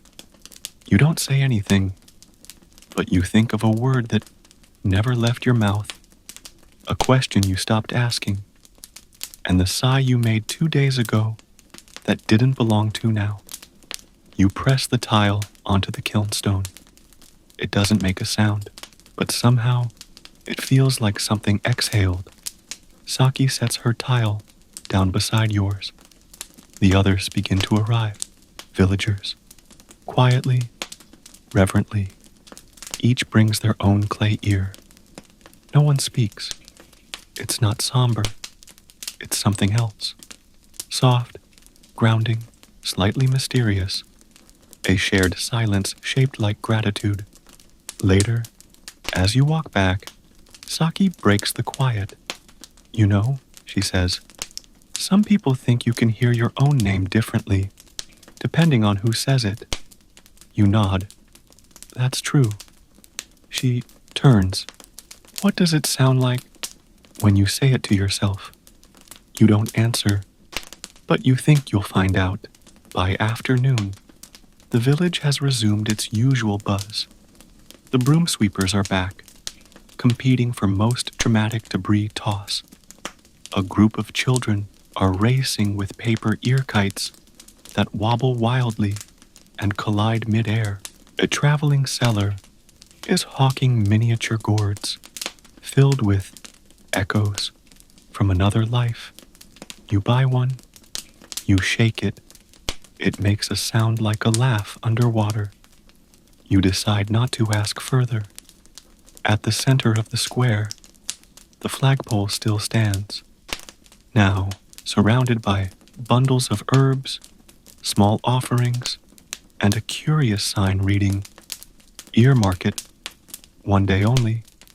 You raise an eyebrow. Saki is already there, wearing a sash that says, Assistant to the temporary curator of ear affairs. You don't ask if she made it herself. You know the answer. She gestures toward a series of stalls, each with a theme. Ears that missed. Important things. Ears that heard. Too much. Too soon. Ears that changed their mind. Ears that don't belong to anyone yet. Each display features sculpted, drawn, or embroidered ears. Some detailed, others abstract. One stall has ears made of dried leaves. Another offers painted ceramic ears with tiny windows in the center. You wander slowly, taking in the quiet creativity. People move between stalls not like shoppers, but like guests in a gallery that listens back. Today's historical fact, though not documented formally, personal art festivals and impromptu craft exchanges were common in village life. People created and traded charms, dolls, and decorative items, not just for beauty, but to symbolize emotions they couldn't name. Many such events weren't recorded, but you'll find traces in regional poetry collections, ink sketches, and old folk songs. Obscure tidbit: in a few mountain villages, there was once a custom of making small ear sculptures from wax during long winters, then melting them in spring. It was said to release accumulated misunderstandings from the household. Historians still debate whether this was symbolic reconciliation or just a creative use of leftover candle scraps. You reach the final stall. A small handwritten sign reads, Lost and Found Listening.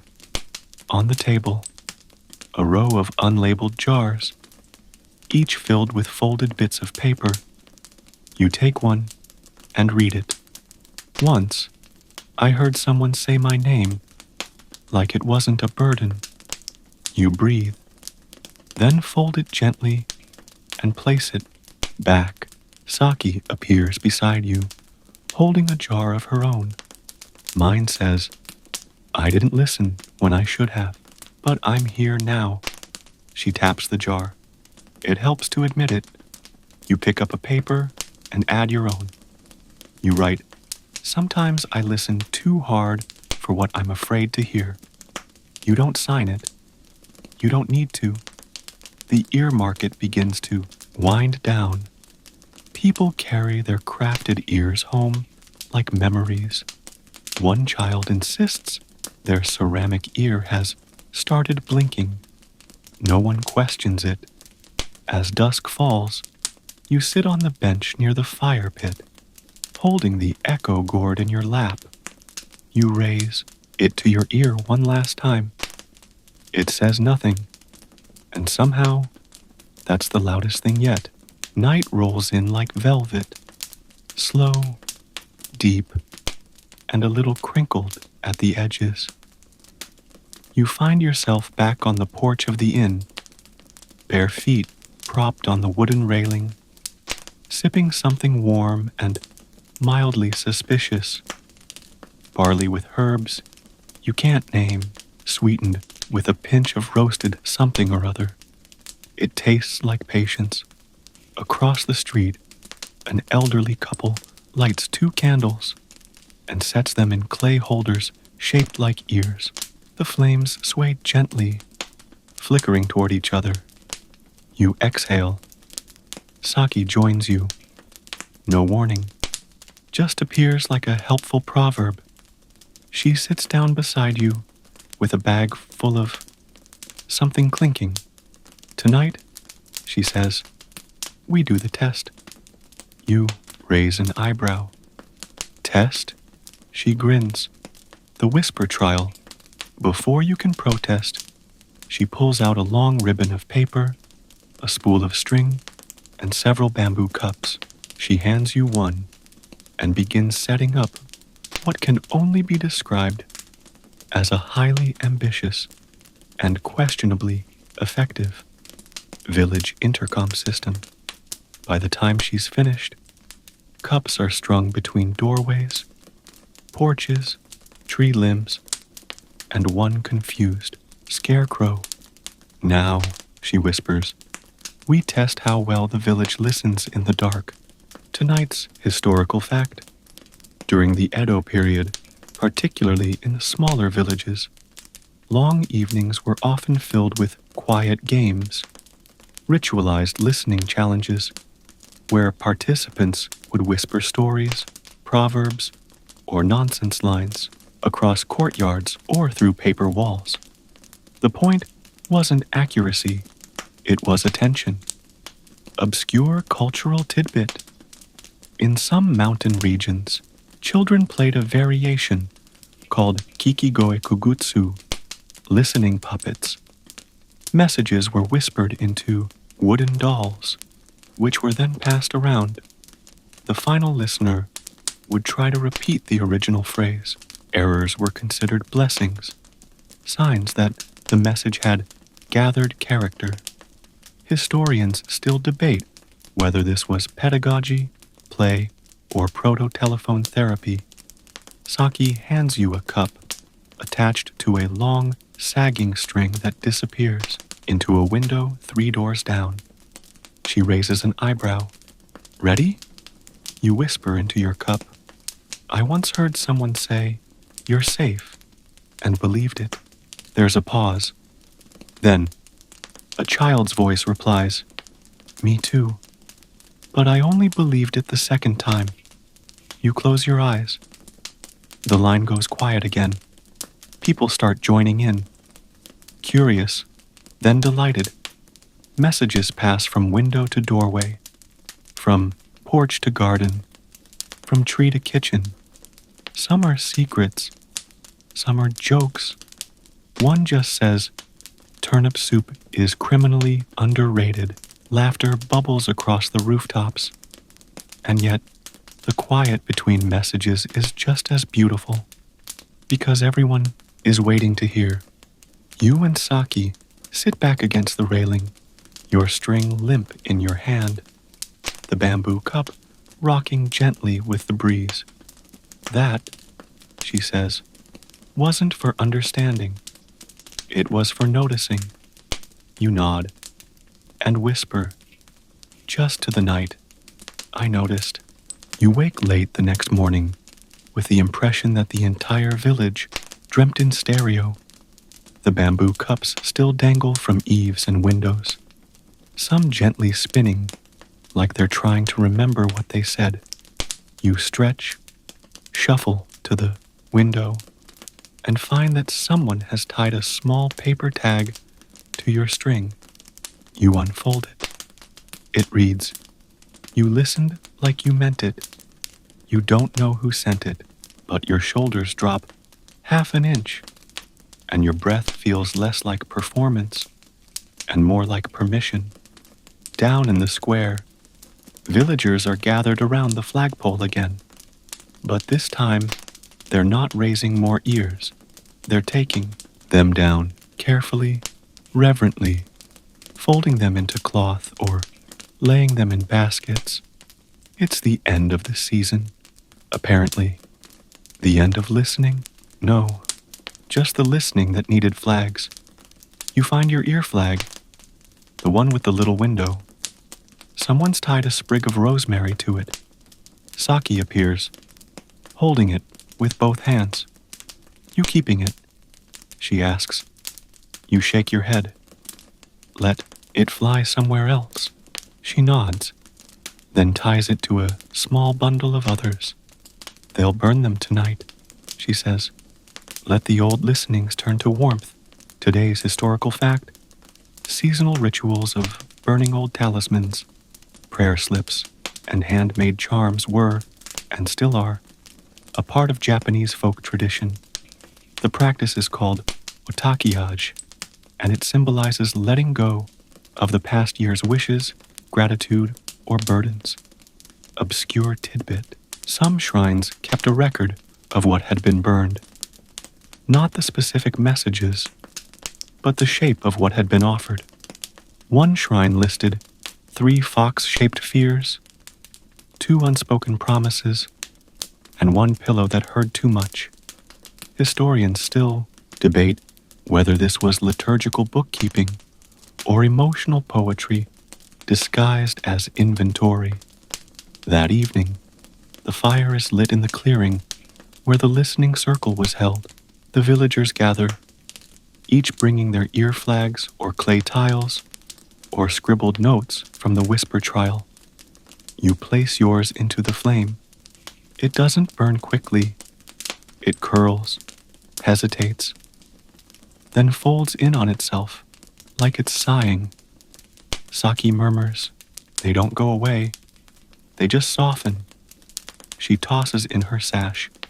It flares brightly, then disappears. One by one, people step forward. One man throws in an entire notebook. A child offers a single grape with a drawing of an ear on the skin. A woman presses a paper with her late sister's handwriting against her forehead, then lets it go. The fire cracks gently. No one claps. No one narrates. The village listens, and for once, you don't try to capture the moment. You just feel it settle in your chest, like someone whispering a goodbye. You don't need to answer. You wake to rain. Not dramatic, novel opening rain, but a gentle, continuous hush, like someone pouring tea very slowly onto a rooftop. The inn smells like damp wood, steamed rice, and the specific comfort of a place that has already outlived its expectations. You wrap yourself in your cloak, open the shoji door, and stand at the threshold. Raindrops patter against stones. Puddles gather like casual thoughts. A girl tiptoes past, carrying an umbrella made of waxed paper. She has a small ear drawing inked on the side of her neck. She notices you watching and shrugs, grinning. "It's a listening day," she says. You believe her. You make your way to the tea house, slowly, carefully, letting the rain touch you just enough to feel present, but not soggy. Inside, a kettle hums. A row of villagers sits quietly, hands cupped around steaming bowls, listening to nothing in particular. You join them. Saki is already there, cross-legged by the window, absently drawing ears in the condensation on the glass. She looks over, taps the pane once, and says, "Rain's a good teacher. It doesn't ask to be heard. It just shows up." Today's historical fact. During the Edo period, rainy days were often embraced as opportunities for rest, letter writing, and introspection. In many households, listening to the rain, amewokiku, was treated as a respectable activity, sometimes even a romantic one. Obscure tidbit. There's a record from a fishing village where people held rain confession evenings. Friends would gather, sit in silence, and wait until someone felt moved to speak a thought they hadn't shared in daylight. If no one spoke, that was fine too. The sound of rain was considered confession enough. Historians still debate whether this was a social ritual, a spiritual exercise, or just something to do when the roads turned to mud. You sip your tea slowly. Someone in the corner is humming. Not a song, just a note. It wavers, then vanishes. Saki passes you small folded paper. You open it. A single line. What does your silence say when you're not listening to it? You don't answer. You fold the paper into a boat and set it on the windowsill. The wind tips it gently, and it disappears into the garden.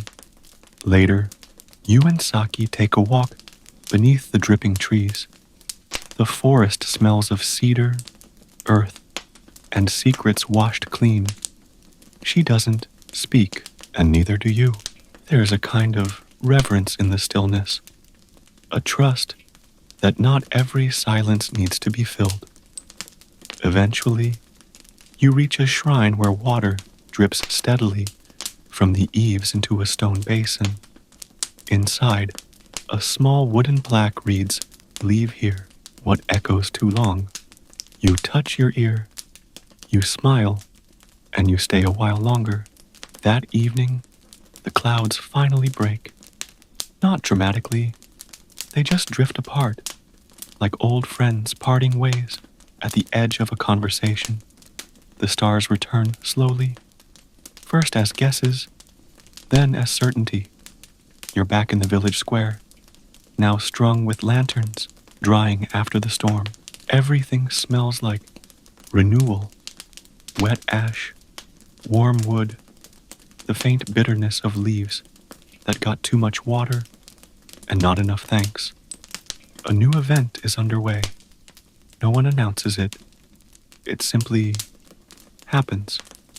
People begin to share stories they heard during the past few days. Not things they said, but things they received. Fragments, feelings, echoes. A woman steps forward. Someone whispered, "They forgave me." A man follows. "I heard a child call their grief by its name and then keep walking." A boy says, "I thought no one heard me crying in the bathhouse, but I found a towel left beside me." No one claps. Instead, they nod. Some smile. One man exhales in a way that could be relief or reverence. Tonight's historical fact, communal storytelling and witnessing, was a core part of Edo period village life. But it wasn't always about facts. In fact, truth was often treated like rice, more digestible when softened with water and shared slowly. Obscure cultural tidbit. Some inns offered a whisper wall, a smooth panel where travelers could lean their heads and speak aloud a wish or fear. It was believed the wood would absorb it and grow warmer if the message was meant to be kept. There's no evidence the walls actually retained anything, but many swore they slept better afterward. Historians still debate whether this was a spiritual placebo or a particularly empathetic plank of cedar. Saki motions for you to speak. You hesitate, then say, "I once thought listening meant understanding. Now I think it means allowing." Someone nearby hums in agreement. A woman you've never seen before walks up to you and presses something into your hand. A small woven pouch shaped like an ear. "For dreams," she says, "or maybe moths. Depends on the night." She walks away before you can ask. The wind changes. The flags flutter again. The fire crackles low, its flames barely visible beneath the ash, but warm enough to reach your toes. Saki leans close. "You've passed," she says. You tilt your head. "Past what?" She smiles, but doesn't answer. And for once, that's fine. The next morning, you don't wake up. You drift up, like steam, or memory, or a sentence that doesn't quite know where to end. There's birdsong, new but familiar, like maybe they've changed their tune just slightly, like maybe they've been watching you, and they're trying something a bit more your style. You stretch, slowly. Everything feels a little slower now. Not heavy, just deliberate. Outside, the village is softer than usual. There's mist hugging the rooftops, and a hush that feels like it's waiting for you. You follow it. Today, Saki meets you not with a lesson, but with a gift. A folded scrap of cloth containing a smooth, black stone shaped, uncannily, like an ear. It glints in the sun, like it knows things. "This," she says, "is your return gift." You blink. "Return to where?" She shrugs. "That depends on how well you listened." She turns, and you follow. Together, you walk through the back garden, past the old bell, past the camellia tree, where you first noticed someone listening before you did. She pushes open a gate you've never seen and steps into the woods. You hesitate for a heartbeat, then follow. The path narrows, the trees lean in, and the sound changes. Not quieter, just different. Like everything here is layered. Every twig, snap echoes like it's been waiting its whole life to be noticed. You reach a clearing with a circle of low stones. In the center, a pond. Still, deep. It reflects the trees perfectly, but not the sky. You sit beside it. Saki kneels and pulls from her bag a long piece of parchment covered in ear shapes. Hundreds of them, all faintly different, each with notes written in tiny, tidy brush strokes. "These are the ones who came before you," she says. "People who listened hard, who carried stories, who left quietly." She points to a blank space. You know what to do. You press your carved black stone gently into the scroll's soft edge. It doesn't leave a mark, but somehow it's enough. Today's historical fact. In several isolated villages during the late Edo period, it was believed that those who had listened deeply throughout their lives could carry that listening into the next. These people were called Mimi no Michibiki, guides of the ear. Their presence wasn't loud. It was felt in silences that soothed. Obscure tidbit. Some households kept a single stone in the entryway, a black, smooth ear rock meant to absorb arguments. If a disagreement grew too loud, someone would touch the stone, pause, and continue softer. These stones were sometimes passed down like heirlooms. Historians still debate whether the practice worked, or if the stone was simply a shared agreement not to escalate. Saki folds the parchment, and places it into a wooden box. She turns to you, softer than before. You've been heard, she says. You sit with that. Let it land. Let it stay. That night, the village hosts one final gathering, not because something is ending, but because something has settled. Lanterns line the path to the river, not in a perfect row, just enough to be felt, not followed. People arrive in twos and threes, carrying small bundles wrapped in cloth, paper fans, quiet hopes. You bring your pouch, the one shaped like an ear. Inside, you've placed one thing, a folded piece of rice paper with no words, just a faint smudge from where you held it too long. A bit of warmth, a bit of you. A small boat, made from bark and string, is waiting by the water's edge. Each villager sets their bundle inside and lights a thin candle. You do the same. Your paper glows briefly, then begins its slow drift downstream. There is no fanfare, no singing, no applause, just breath and the quiet rush of water carrying things away. Today's historical fact: river floating ceremonies, known as Toro Nagashi, were traditionally held to honor ancestors and send off prayers, regrets, and messages. The candles were not meant to stay lit. In fact, it was said the moment they extinguished was when the message had been heard. Obscure cultural note: in one mountain village, people added small carved ears to their floating lanterns, just 2 or 3, pressed from beeswax.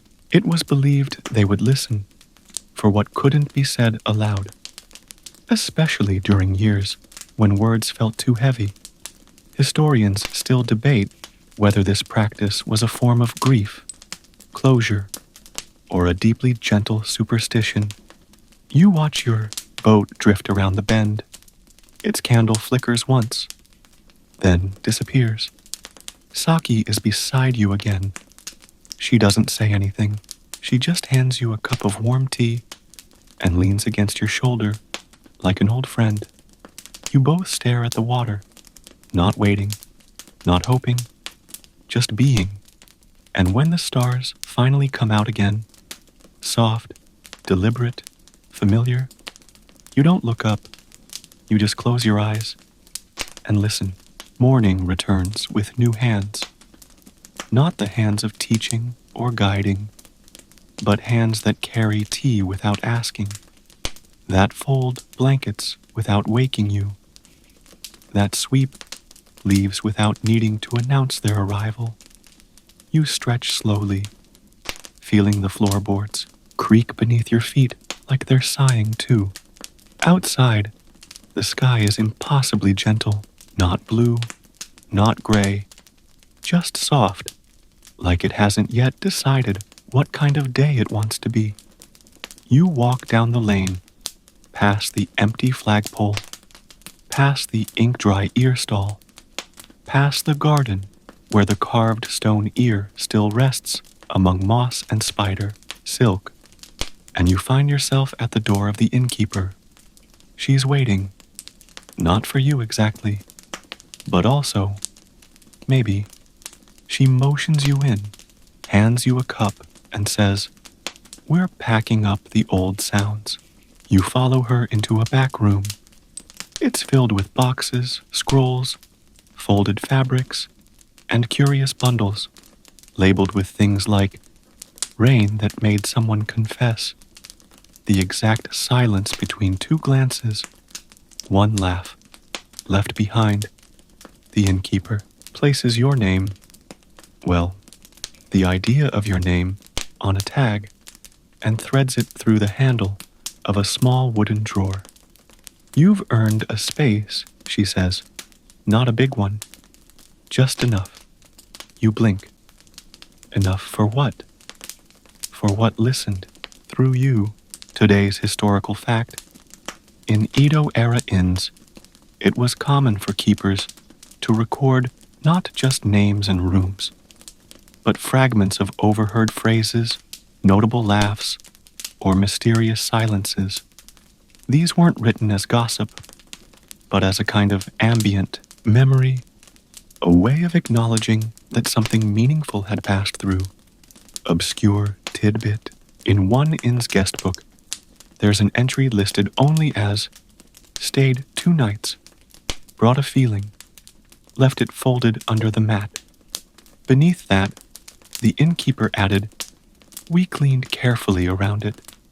Historians still debate whether these were literal notes or poetic shorthand for human residue. The innkeeper closes the drawer gently. Then she turns to you and hands over a scroll. Blank. For your next sounds, she says, you'll know when to write them down. You don't know where you're going next, but that doesn't feel troubling. You just nod and you carry the scroll, like someone who's already heard what matters. The road out of the village is quiet, not heavy, not somber, just quiet, like the final breath of a song that doesn't need an encore. You walk alone, your pack light, the carved black earstone tucked safely inside. It feels a little heavier today, or maybe it just knows you better. The path winds gently through a low field, where crickets have returned to their muttering, and the wind carries leftover conversations from hills you never climbed. Halfway through the morning, you pass a gate strung with paper strips. Each one has a symbol drawn in ink. A window, a wave, a spiral, a single curved line. You tie your own slip. You don't write anything. Just fold it softly, like a thank you you're still figuring out. Today's historical fact. Travelers in 19th century Japan often left symbolic notes or drawings at road shrines, not as prayers, but as quiet updates. I was here. I am leaving. Thank you for noticing. These notes were sometimes burned at season's end to release the footprints. Obscure cultural detail? A few small hamlets hosted listening crossroads, unmarked intersections where people were encouraged to pause and reflect before choosing a direction. Local belief held that those who listened long enough would hear which path was asking for them. Historians still debate whether this was logistical, mystical, or simply a kind excuse for indecision. You keep walking. At the edge of the forest, you pass one last villager, an old man tending to a stone shrine shaped like a sleeping face. He looks up and says, when the ears vanish, the stories stay. Just be sure not to rush. You nod. He adds, also, the foxes around here lie. Don't listen unless they repeat themselves. Noted. The road turns downhill now, towards something quieter. Not because it has less to say, but because it trusts you'll hear it anyway. You walk into the dusk, like someone who knows how not to be noticed. The path is narrow now, just wide enough for one pair of feet and a few scattered thoughts. Trees on either side lean in gently, not to block your way, but to ask if you're paying attention. You are. There's a small clearing ahead, lit by the first brave stars and a faint orange-pink horizon. In the middle, a stone bench faces nothing in particular. Beside it, a bundle of twigs shaped like an ear. No note, no name, but you sit anyway. The silence here is deeper than you've known before. Not heavier, just older. It doesn't pull, it waits. You place your carved earstone on the bench beside you. It rests there, patient. You reach into your pack and take out the scroll, the blank one the innkeeper gave you. You open it, still blank. You stare at it for a long time, not thinking, not composing, just waiting. And eventually, your hand moves. You don't write words. You draw a line that curves gently inward, a shape that's part shell, part spiral, part doorway. At the center, nothing. And yet, it feels full. You fold the scroll again, not to hide it, just to protect it from breeze and doubt. Tonight's historical fact. In certain temples of the Edo period, monks were trained in listening calligraphy, a practice where brush strokes weren't dictated by meaning, but by breath and silence. The goal wasn't to write what you heard, but to draw how hearing felt. The results were considered sacred, even if unreadable. Obscure detail? One recorded monk claimed that his most important scroll was one he never unrolled. He kept it sealed in wax and said it contained the one moment when the world stopped needing to explain itself. Historians still debate whether he was a genius, a poet, or just deeply forgetful. The stars come out faster now. A breeze stirs. Your carved earstone trembles slightly, then falls still. You smile.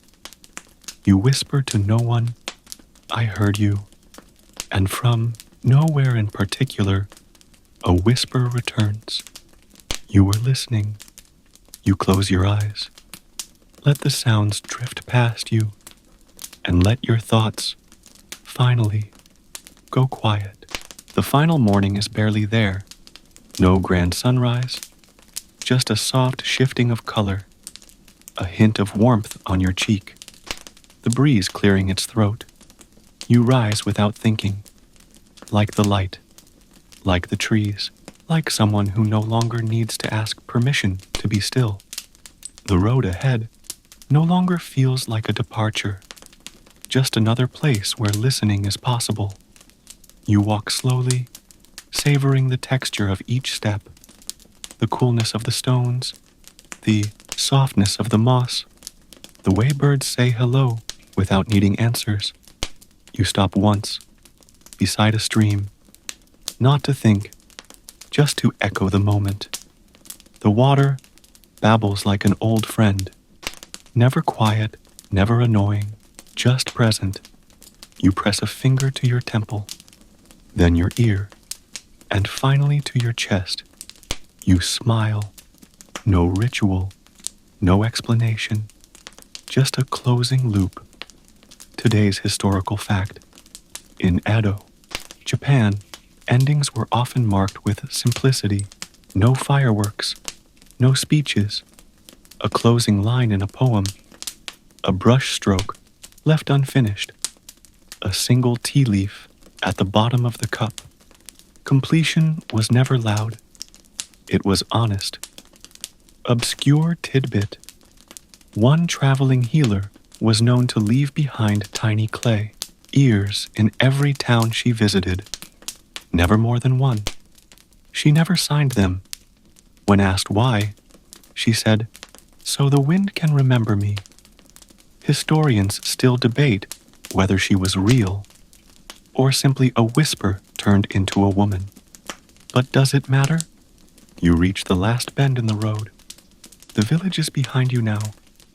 You carry no map, just one black earstone, one folded scroll, and more quiet than when you arrived. You take a deep breath, the kind that knows this is not the end, just a softer chapter. You close your eyes, and as the wind picks up one last time, you let it carry you forward. Let go now. There's nothing more to hear tonight. The scroll has been folded. The last flag has fluttered, the candle has drifted out to sea, and the ear you carved into the clay is resting in the soil where quiet things go to grow. You are not being asked to understand. You are only being asked to rest. Let the voices from the village fade into warm shadows, laughter softening into memory, footsteps dissolving into earth, Saki's quiet grin disappearing behind the last morning mist. Let the carved stone cool gently in your hand. Let your thoughts stop naming things. There is no lesson left, no shape left to chase, only the gentle certainty that you were here, that you listened, and that, perhaps, something listened back. Even now, you can feel it. A hush shaped like home, a rhythm softer than silence, a spiral that draws no attention to itself, yet keeps everything centered. You can breathe now. The path will still be here in the morning. The stories will wait. But for now, let your ears go quiet. Let your thoughts float like boats, no longer anchored to anything urgent. Let the wind pass through you, not to teach, not to carry, but simply to be noticed one last time before sleep.